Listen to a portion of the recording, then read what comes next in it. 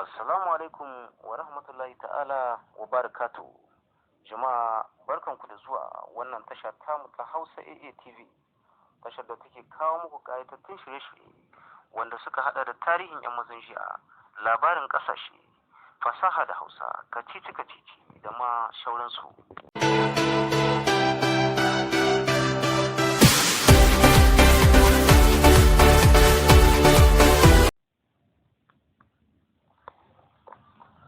Yau bidiyon namu ya fito ne daga ƙasar Faransa, yayin da wani gungun likitoci masu kula da allobar COVID-19 suka ja daga suka ce a tatan ba za ta sa'u ba bindiga a ruwa.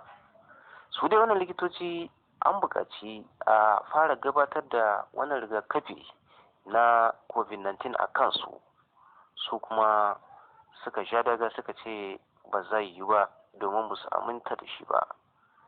To daga bangare ɗaya gwamnati ta nemi 'yan sanda masu kwantar da tarzoma da su isa wajen wannan likitoci, su kuma da suka zo maimakon su yi maganin su sai kawai suka shiga tafa musu suna jinjina musu, domin su ɗin ma hakan take, ba su yarda da wannan rigakafin ba.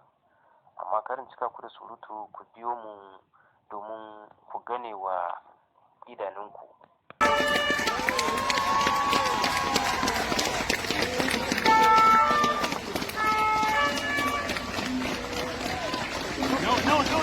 Ah, ça tourne.